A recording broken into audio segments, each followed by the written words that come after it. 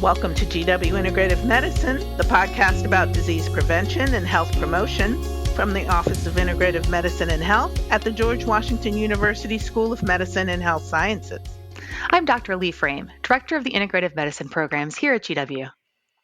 And I'm Janet Rodriguez, the office's Administrative Director. Today we're talking about sleep with Vivek Jain, MD, Director of the GW Center for Sleep Disorders and Associate Professor of Medicine in the Division of Pulmonary, Critical Care, and Sleep Medicine here at GW. Dr. Jain is a graduate from the All India Institute of Medical Sciences in New Delhi, India. He did his residency in internal medicine and fellowship in pulmonary and critical care medicine at the University of Missouri Hospital and Clinics, Columbia, Missouri. Dr. Jain's research on various aspects of sleep disorders has been published in dozens of peer-reviewed scholarly journals and several books. He lectures nationally and internationally on the topics of obstructive sleep apnea and heart disease. Welcome to GW Integrative Medicine, Vivek. Thank you, Janet. Thank you, Leigh. Thank you for having me. It's a pleasure. Absolutely. We're really glad to have you. We're big believers in sleep medicine and sleep hygiene. So, what is sleep medicine? Great question, Janet. Sleep medicine, I always tell our new fellows and residents who are joining us in the program that this is relatively a new subspecialty. Uh, Historically speaking, we all know that we all know we sleep, right? I mean, it's a given, but, is it a science to it? Are there disorders associated with it? That is something that was relatively new.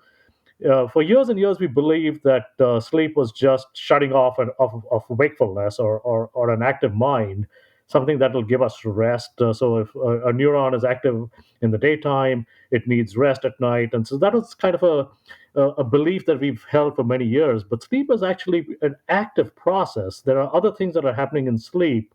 Uh, which are necessary and essential for life. And to understand that and have capabilities of understanding those processes, that took a while, and it just kind of started as a group of psychiatrists getting together and saying maybe we should learn a little bit more about dreams and sleep. And for years, sleep medicine was under the domain of psychiatrists, and then we started, of course, understanding the electrical waveforms. So the neurologists took over. Then the sleep disordered breathing or sleep apnea came into vogue in the 80s. So the pulmonologists started getting involved. And I think that's where I come in, being a pulmonary critical care specialist and suddenly finding this whole new area of medicine. And just in the last 30 years or so, I think the American Board of Medical Subspecialty has realized that even though sleep impacts every aspect of health, it should be its own medical subspecialty. And so that was, I guess, the birth of sleep medicine. And so now we have a separate specialty. We have a separate board. It's a separate exam. So I'm triple board certified or quadruple internal medicine, pulmonary critical care, and sleep medicine. And we have a separate fellowship, a separate training program for it. So I guess in a nutshell, that's sleep medicine. Very fascinating. Fun fact, I actually started my career in sleep medicine. So this is definitely a topic that is very close to my heart. And I think I've been thinking about it probably even more so lately because we've had the COVID-19 pandemic and wondering about what disrupted sleep has looked like during that pandemic. How has this has affected patient populations that you see at your center? Again, a great question, Lay. We've all suffered from the effects of the pandemic in different ways. Um, you know, I'm sure each of us at a personal level will have our own stories about how it's affected us in terms of mood, in terms of anxiety, in terms of a broader changes in belief systems or whatever. But absolutely, in the clinic itself, we've seen the impact of how it's affected sleep. And both anecdotally and I'll obviously talk a little bit about some of the more published data. But anecdotally, absolutely, people were worried about the impacts of the pandemic on life and health and jobs, etc. And so there was definite insomnia that we saw. The prevalence increased, the incidence increased, and the studies that were done more recently looking at just that very specific question have shown that clearly there was an increase in prevalence and incidence of insomnia type complaints in the society in general. but more so among people who suffered from COVID and who suffered, who were looking after these COVID patients. So the healthcare workers were even more impacted by stress and anxiety related sleep disturbance. You know, it definitely impacted women more than men. It definitely impacted people with pre-existing insomnia or pre-existing predilection to insomnia even more. It affected people with underlying mood disorders more, who had, say, history of anxiety or history of depression or some other form of mood-related sleep conditions. So certainly their sleep got even worse. Uh, Surprisingly, it was not all negative. What I also saw in the clinic and has then since then been reported as actual research and data. There was also, people because they started working from home, they had more opportunity to sleep, if you may. So things like travel times went away. The time to get like formally ready in the morning went away. So they actually had more time to sleep. One thing I'm sure the audience will appreciate is that as a society, we've become more sleep deprived for different reasons. 24 Absolutely. hours are never enough. We have many different reasons, more things to do, more TV programs to watch, getting up, commute times. So those things were decreased during the pandemic. And so people, when they were actually surveyed to ask if they were sleeping more, they actually said yes. The other place where it had a positive impact was you know some of us tend to be, or quite a few of us tend to be, somewhat more of night owls or relative night owls. So the use of alarm, if one uses that as a metric, like how many people in the society use an alarm to wake up during the weekdays, a lot of us will say yes to that question. uh, and so the alarm means that I'm curtailing my sleep. So I'm shortening my sleep unnaturally, and so that's a form of sleep deprivation. And so a lot of, just by surveying people, by saying, is the alarm now being set for a later time, you'll be surprised how many people said yes to that question. Yes, now I can sleep an extra hour in the morning. And so they're getting not only more sleep, but sleep at their more natural circadian time. And so that did have what I would say a positive impact on sleep and less sleepiness in the daytime. But absolutely, there's no doubt that the pandemic did have negative effects on sleep. The confinement at home had its own effect on sleep and mood. The anxiety about the pandemic itself. Cohabitation. I mean, I was not used to all of a sudden working from home or living at home at the same time, and the whole family at home. So there were definite negative and positive aspects to sleep. Yeah, that's really insightful, and I think the anxiety is probably a lot of people can really relate to that. One of the things that I'm wondering about is when you mentioned being confined to your home. I know in some cases that meant for people getting less physical activity, and what effect that might have on their sleep. Great point, Lay. Absolutely. So, in general, one of the sleep hygiene tips that we all talk about and try to encourage is that, just getting out of the house, not only for physical activity, but exposure to nature or exposure to sunlight, can have a very positive impact on mood and sleep. And that did go away because of the confinement, and that perhaps played a role. The other negative aspect, which more recently got published, was that especially younger generation, the survey was done just asking them, did their screen times increase? We already know that the screen times are super high, but did they even increase further during the pandemic? And the answer was unequivocal yes. And that extra exposure to the artificial light and not the nature also negatively impacted mood and sleep. One of the things that I remember reading or hearing years ago had to do with our sleep cycle, or our natural sleep cycle without the benefits of modern technology, and that apparently during colonial times it wasn't unusual for people to wake up at 4 o'clock in the morning, do stuff, and then go back to sleep, and then get up again. And so I was curious if you'd ever heard that. I have, Janet, and we call that the concept of two sleeps. And believe it or not, it's still prevalent. So the circadian, circadian control of sleep is highly genetically controlled and manifest, and so it's not changed yet. Maybe it'll take another 15 or 20 generations, and it will change. But yes, that concept of two sleeps exists. It existed definitely in the pre-industrial age, where we would naturally start feeling sleepy after sunset, because darkness induces the secretion of melatonin in the brain, and melatonin is a supportive or a sleep-inducing agent, and so that's the natural way of how our body works. So darkness, dusk, and then melatonin secretion starts. It peaks at about 4 to 5 hours. That's when we all feel sleepy and fall asleep. Uh, and then we get what we call as good amount of deep sleep in the first 3 to 4 hours of sleep. So, and that was a prevalent habit pre-industrial age. Um, and people would wake up somewhere between 2 a.m. and 4 a.m. and start the day, and many times they would not even go back to sleep. And it was mainly a agricultural society, so at 4 a.m. they would go feed the animals and start the works in the fields, and then they would take a long siesta in the afternoons. When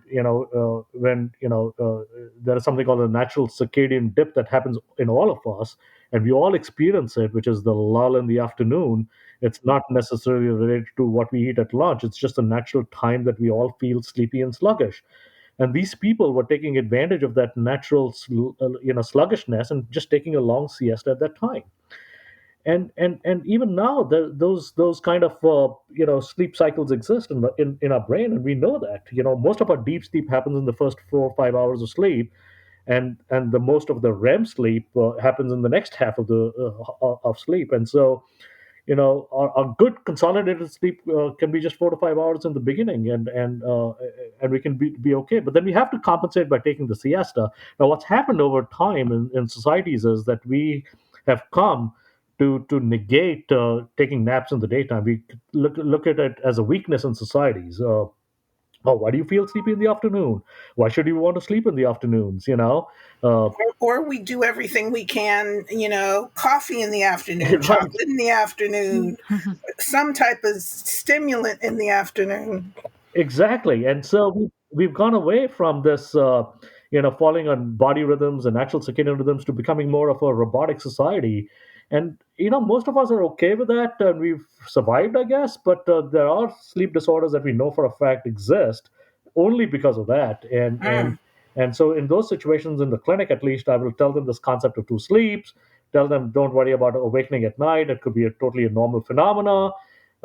Taking a 20-30 minute nap in the daytime is encouraged. Lots of studies have shown a positive impact of daytime napping on mood, on cardiovascular health. And so, again, as a sleep society, we need to do more about encouraging that. So I certainly appreciate your question and this podcast to try and spread this message to the world. I am happy to hear all that, Dr. Jane, because I am a fan of the disco nap. Are you familiar with the disco nap? No, you'll have to tell me what a disco nap is. That's that 30-minute nap. Okay. I've That's always called it a excellent. cat nap, but maybe that's because I have cats.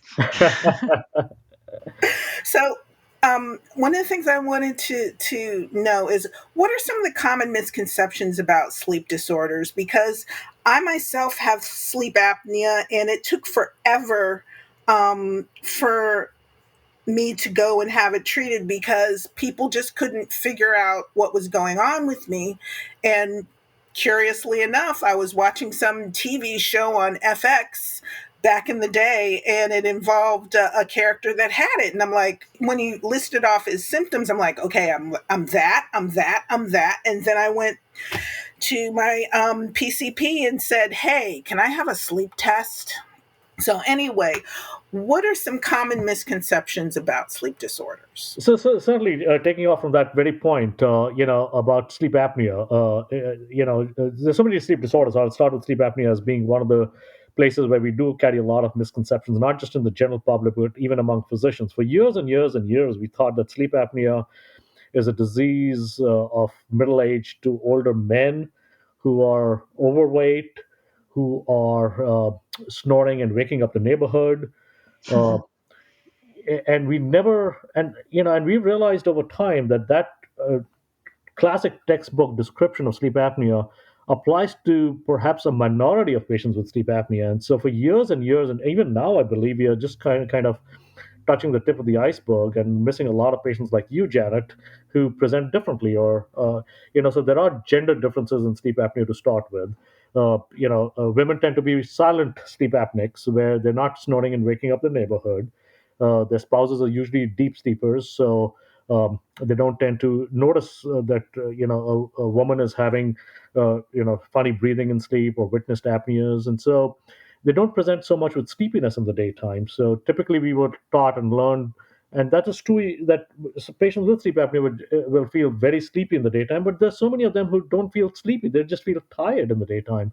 They feel other subtle symptoms like inability to focus or concentrate, or they feel that their memory is affected, but they don't necessarily feel sleepy. And women tend to fall into that category where they may present with more mood issues or depression, even depression like symptoms, as opposed to men who are sleepier than women are with same degree of sleep apnea.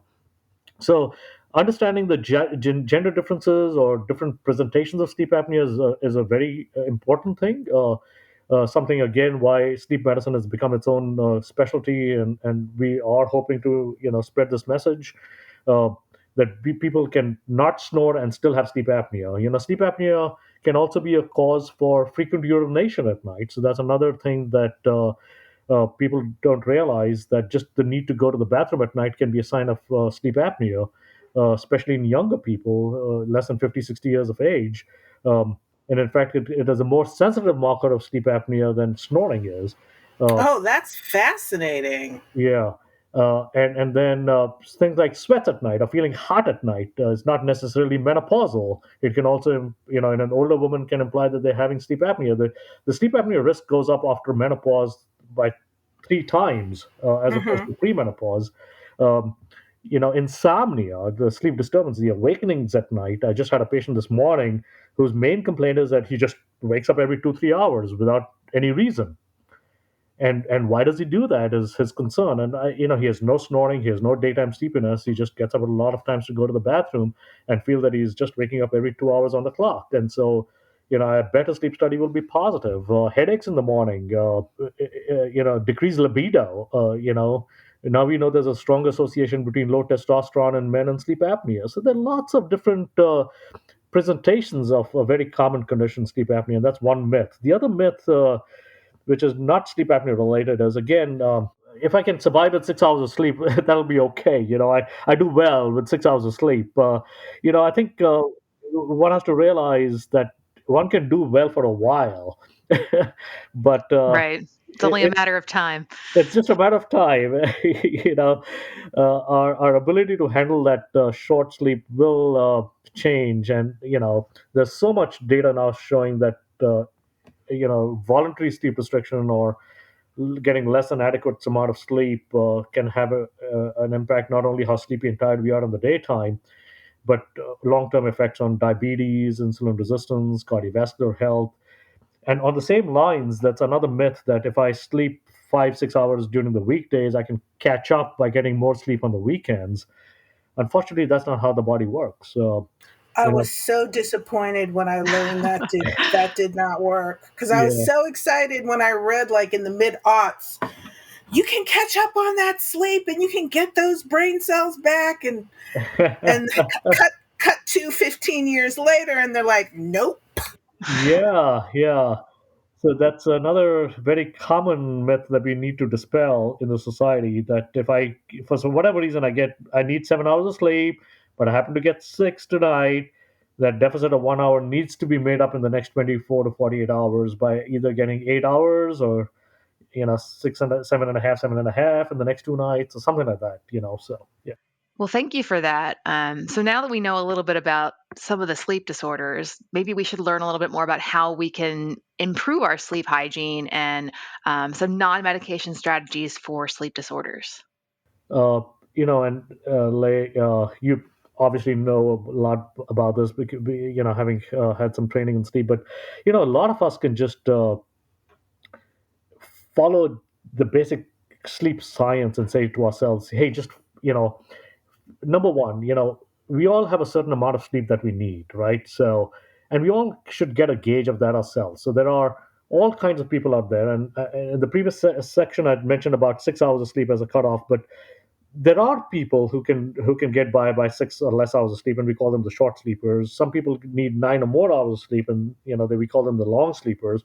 And both are normal kind of people, but majority of the people need, say, 7 to 8 hours of sleep. And the best way one can learn about how much sleep I need is how much sleep do I get when I'm on vacation. So I have no worries about work. I don't have any worries about society.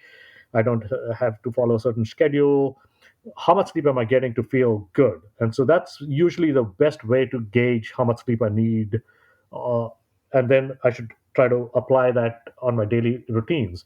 The second thing is that I should, and that's where the clash between individuals and society comes in, that we have to not only get 7 8 hours of sleep, but we have to get those 7 8 hours of sleep according to my own schedule and according to my own circadian rhythm.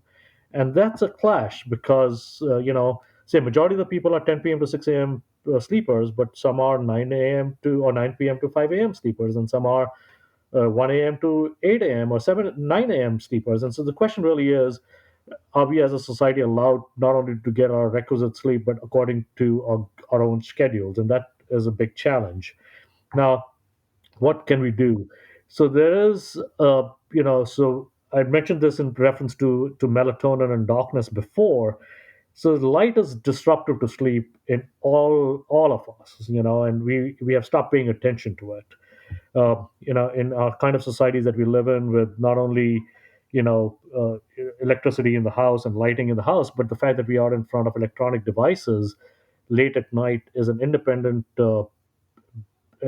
disruptor of sleep. And lots of studies have done showing comparisons between total darkness before bedtime, like 30 to 40 minutes before bedtime, to using like one of those screened lights, like notepads with dim light, or using just a bright light like iPads or whatever. I'm not wanting to use any specific names, but any bright light device versus a less lighted device versus no light. And people have shown worsening of sleep with any amount of light. The more light, the worse the sleep. In terms of even the stages of sleep. So less deep sleep, less REM sleep, less total amount of sleep. And so things to do or pay attention to is avoid light in the 30 to 60 minutes before desired bedtime. That's one thing.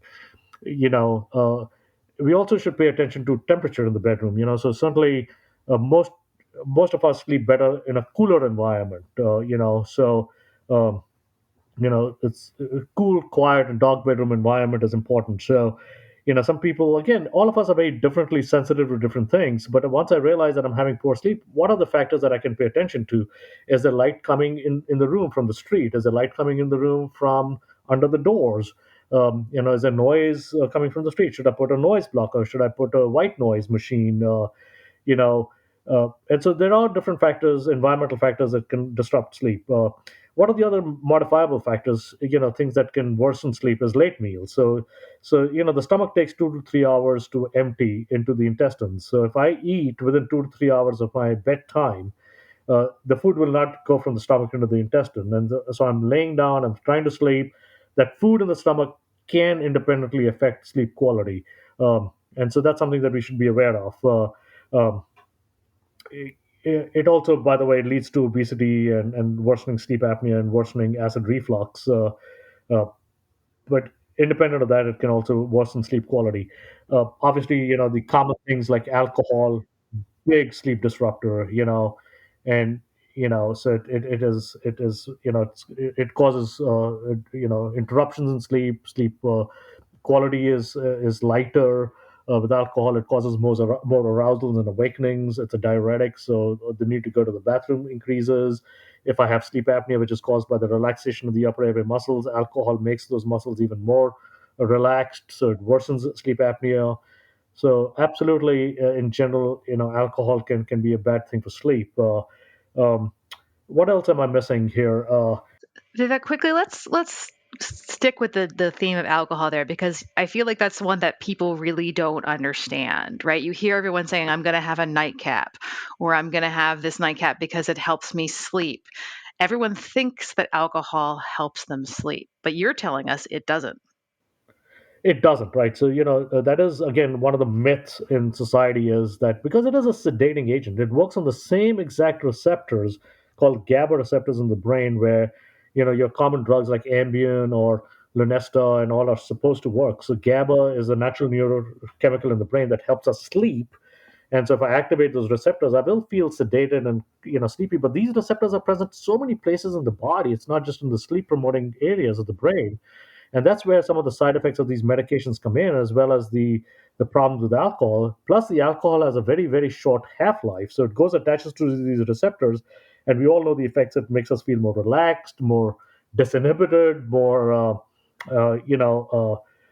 more. It's a support effect. We feel the kind of the sedating effects of alcohol, but then those go away so quickly, and so we may fall asleep with the alcohol, but we know that it just keeps waking us throughout the night, and we've all I think most of us who do drink once in a while will notice those disrupting effects of alcohol throughout the night, and chronic alcohol just totally makes our sleep mechanisms in the brain kaput. So those who drink more than 3-4 times a week, simply should realize that it has a much more long-term effect on sleep quality, not just the acute effects on sleep quality. So, since we're talking about mechanisms, one of the questions one of my colleagues asked us to ask you is, what are the mechanisms and treatment strategies that exist for people that suffer from nightmares? So nightmare is an unpleasant dream. So we all dream. Now we may not necessarily remember our dreams the next day, but and dreams can be both during REM sleep. Well, classically, we've all learned that, and but they also happen sometimes during non-REM sleep. In general, the REM sleep dreams are the ones that we see as stories, the vivid dreams, the colorful dreams, the music dreams. It's like a story playing in front of our eyes. Non-REM dreams tend to be more shadowy, more vague. Uh, you know, when we talk about PTSD type flashbacks or dreams, or those happen actually more during non-REM sleep than during REM sleep. Um, and there people have used different strategies to treat those kind of flashbacks, such as biofeedback, cognitive feedback, drugs like prazosin. Um, but when they have nightmares, meaning a negative content dream, it's usually associated with a psychological issue, anxiety, depression. So that needs to be ruled out. So you're wanting to target the underlying cause of why my dream has a negative content, which, going back to the Freudian times, it just reflects our general mood. Uh, um, Dreams in essence are kind of reflection of what we've been thinking the whole day. So if we've been having pleasant thoughts or neutral thoughts, then we're going to have pleasant or neutral dreams. If during the day we've been having negative thoughts or um, unpleasant thoughts, then the dreams are going to be negative and unpleasant. And so that's where nightmares come from. Now, why some people dream more than the others? So that's a separate issue, which I can briefly talk about if we have time. If I there are people, not just nightmares, but people will say, why do I dream so much more than other people? So again, what are the things that make us have more REM sleep? What are the causes of more REM sleep at night? So one is lack of REM sleep on a daily basis. So what causes lack of REM sleep? So a very simple example is that if I'm a night owl and my preferred biological wake up time is say 8 a.m., but every morning because of work or social reasons or family reasons I wake up at 6 or 6:30, then I lose an hour or two of my natural sleep every night, right? And most of our dream sleep or REM sleep happens in the second half of the night. So many nights I'm missing out on my natural REM sleep. So every few nights, my brain will try to recover that lost REM sleep. So I will have more REM sleep. So I'll have more dreams. So that's another one reason for more REM sleep, random more REM sleep. Going back to the example of alcohol, antidepressants, and things like that are REM disruptors. And so once in a while, the brain will try to recover from that lost REM sleep, and I will dream more. And if I have unpleasant thoughts, and I'll have nightmares. Uh, Sleep apnea is another reason for sometimes dreaming more because I lose REM sleep with sleep apnea. So once in a while, my brain will recover from REM sleep. So sleep apnea is something that I try to rule out in people with nightmare disorder, even if they have underlying anxiety and depression or other mood issues. And a lot of psychiatrists will refer the people with nightmare issues to us in the sleep clinic just to make sure they don't have sleep apnea. And I certainly talk to them about sleep hygiene as well. Very, very interesting. So, another really interesting area to me is the role of diet and nutrition in all this. And I see that you've published an article, What You Eat Could Affect Your Sleep, Dietary Findings in Patients with Newly Diagnosed Obstructive Sleep Apnea. So, what were your findings? Lay, I tell you, that was something very interesting to us. The project started, going back to some of the myths of sleep medicine, which is that sleep apnea affects only the middle-aged or elderly obese male who's snoring and excessively sleepy in the daytime. And what we have been seeing in the clinic and what's been well described is that a third of the population in general in sleep clinics, who end up having sleep apnea, is young, thin, non sleepy, non obese, sometimes women, sometimes men. And so this question came to us, and not just us, it's come to many researchers all over the world, is that what are the risk factors for sleep apnea in this population that is not meeting the classic textbook criteria? And so we know that anatomy plays a role. So, it could certainly be based on how my jaw is structured or perhaps genetics. But what we wanted to explore is this somehow related to what we eat? And so, uh, uh, there are other researchers that have looked at the use of synthesized or processed foods on health issues, cardiovascular issues or diabetes and things like that. And so our project really started by surveying people coming with sleep apnea and asking them this, giving them, the NHANES, the NIH, survey for what kind of food they eat. And our goal was initially our hypothesis was that we wanted to see a link between increased consumption of processed foods and uh, and sleep apnea. Now, uh, cut to the chase, we didn't find a strong correlation between processed foods and sleep apnea. We found a signal, perhaps suggesting that there was a link. But what the more interesting finding was that these young, thin people, if they were getting 35% or more of the calories through fat in the diet, even though they were not obese or overweight at all, they were young and thin people with normal BMIs. But just from the survey, if they were eating more fat as a total proportion of the diet, more than 35% of the calories, they had twice the risk of developing sleep apnea than those who were not eating that much fat. Wow. So, with the ketogenic diet, the keto craze, is this something you're more concerned about? A great question, Lay, and that is exactly that something that's come up more recently in our discussions is keto diet more protective or more harmful to sleep disordered breathing? Because there was some research showing from bariatric surgery that perhaps even without the surgery or the weight loss surgery, just by putting them on a ketogenic diet, we can actually decrease the prevalence of sleep apnea because that's one population that has a lot of sleep apnea.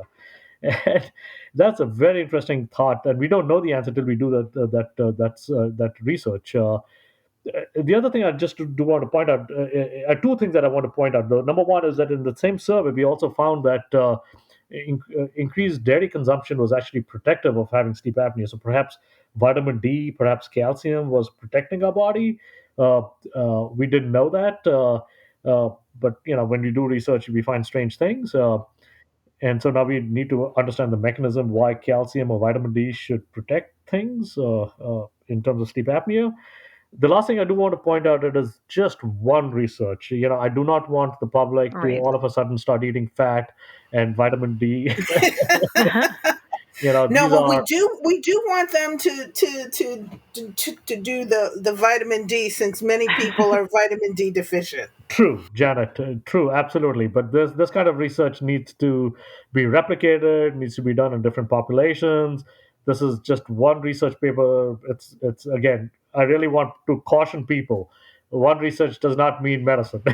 Yes, So yes. true. That's a very important point that I think, unfortunately, is not made very often. So, I really appreciate you doing that. Lee.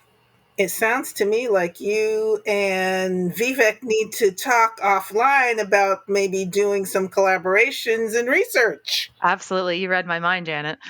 Would be happy to. Absolutely. I need collaborators. I need people who think in the same way. Absolutely. Happy to do that, and happy to hear about what other research you might have in the pot. So my biggest focus, as you can see from the resume that I sent you all, has been to better understand this link and association between sleep apnea and cardiovascular disease. So besides the fact that sleep apnea can cause, feelings of choking, gasping at night, and drowsiness and sleepiness in the daytime, and cognitive problems, et cetera. One of the big things we all worry about with sleep apnea is its long-term effects on the cardiovascular health.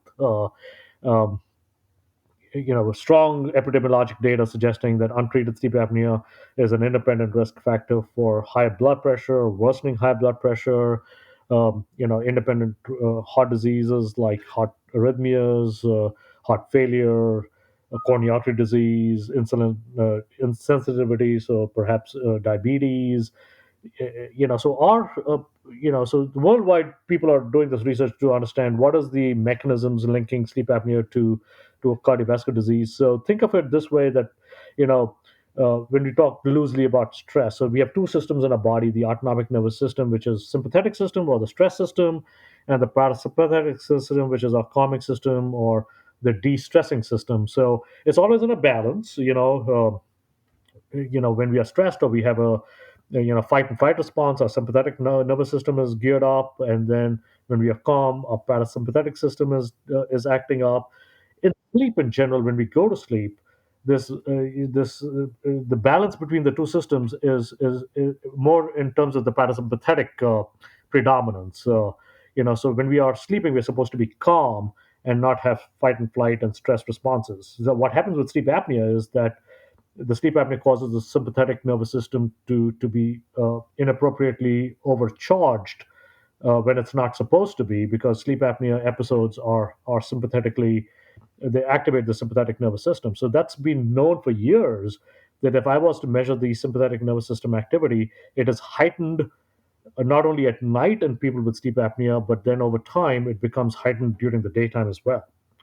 So that is something that's been thought to be the association between apnea and cardiovascular diseases. What we thought was that perhaps it's the lack of parasympathetic activity that might be causing this imbalance and leading to cardiovascular disease. So if somehow we can activate the parasympathetic nervous system, then we can protect patients or people from having the cardiovascular outcomes from sleep apnea. So oxytocin is one of a natural substances in the brain that is supposed to activate the parasympathetic nervous system. It's so oxytocin is that love potion. It's that the bonding chemical. It's that calming mechanism that we all have heard about in lay press. And so we use that literature to say, hey, what if we give oxytocin to patients with sleep apnea, and see if it'll have a positive impact on their cardiac health. And so that's what our research has been for the past 8 to 10 years at GW. And I'm happy to announce that we are seeing lots and lots and lots of positive results there, as you can see from the publications. That not only our work started initially in animal models, where we take an animal and we say, we induce what we call as sleep apnea-like model, which is intermittent exposure to hypoxia, and we know that that animal will develop high blood pressure after going through sleeping in this intermittent hypoxia environment. And but if we activate the oxytocin in that animal does not develop the high blood pressure. So that's a positive thing. And we published the same thing in humans, where we did some studies on patients with sleep apnea, where we use something called heart rate variability as a surrogate for the balance between the sympathetic and the parasympathetic nervous system. So if you take somebody with sleep apnea and they come to the sleep lab and they sleep one night, and we measure the heart rate variability, it is very low, meaning that they're having a lot of sympathetic nervous system activity. But if we take the same patient and we make them sleep after giving them oxytocin, their heart rate variability increases tremendously, meaning that all of a sudden the parasympathetic system got activated, which is a positive thing. Uh, and we did the same thing with a placebo controlled trial, and we found the same findings.